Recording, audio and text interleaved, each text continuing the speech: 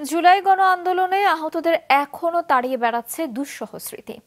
মানসিক ট্রমা, এখনো সুচিকিৎসা নিশ্চিত না হওয়া, পারিবারিক টানাপোড়েনের সংকট তো রয়েছেই।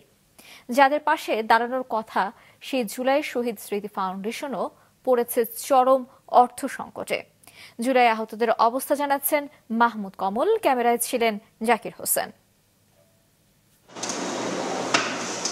কোনো অস্ত্র কিংবা গোলাবারুদ নয়, অন্যায় আর দুঃশাসনের বিরুদ্ধে রুখে দাঁড়াবার শক্তিটাই ছিল অটোচালক শফিকুল ইসলামের সবচেয়ে বড় হাতিয়ার।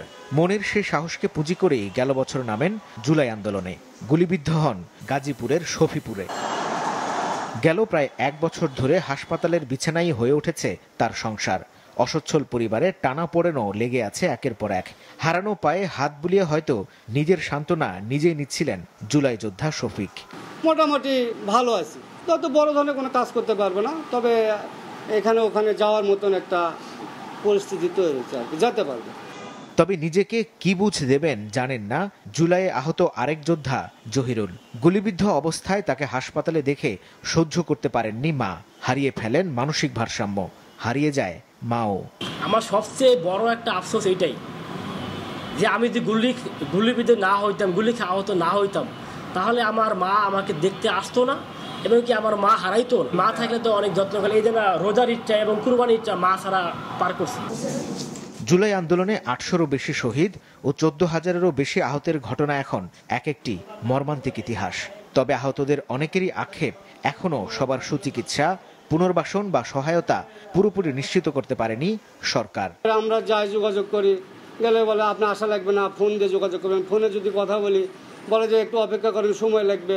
1 বছর হয়ে গেল, এখন মধ্যে ভাতা শুধু শুনে আইতেছি যে ভাতা দেওয়া হবে, কিন্তু এখন মধ্যে ভাতা আমরা হাতে আমাদের দেওয়া শুরু হয় না। কি কাজ করবো সামনে আমি নিজেও বুঝতে পারতেছি না।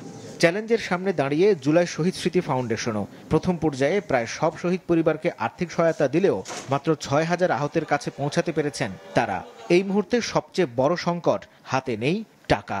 শহীদ পরিবার প্রতি 5 লক্ষ টাকা করে দিয়ে আহতদের বিভিন্ন ধাপে যেটা দেওয়ার কথাগুলো দিয়ে অলরেডি 110 কোটি টাকার উপরে বিতরণ হয়ে গেছে। বাকি যারা রয়ে গেছেন তাদেরকে যদি ওই টাকা দিতে যায় তাহলে আমাদের প্রায় 87 কোটি টাকা এখনই লাগবে, যেটা আমাদের কাছে নাই।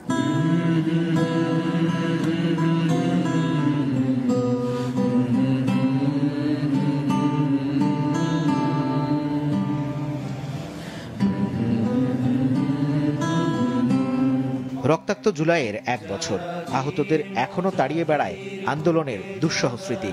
তবে তাদের মনে এর চেয়ে বড় কষ্ট, যে পরিবর্তনের স্বপ্নে করেছিলেন আত্মত্যাগ, তার সম্মান কিংবা স্পিরিট এখন আর খুঁজে পাচ্ছেন না তারা। রাস্তাঘাটে মারামারি হচ্ছে, ওপেন, পুলিশকে ভয় পাচ্ছে না, কোনো ডিসিপ্লিন নেই। এখন সবাই ভোট নিয়ে ব্যস্ত। আক্ষেপটা থেকেই গেল যে হাত হারাইলাম, ভবিষ্যতে যে আবার হল দখল হইবে না, ভবিষ্যতে আবার যে কোনো দলীয় প্রোগ্রামে আমাদের জোর করে নিবে না, এই গ্যারান্টি আমি এখন পাইতেছি। অবশ্য এখনই হতাশ হতে চান না এই যোদ্ধারা। শারীরিক যত অক্ষমতাই থাকুক, দেশের প্রয়োজনে লড়ে যেতে চান আমৃত্যু। মাহমুদ কমল, মাছরাঙা সংবাদ, ঢাকা।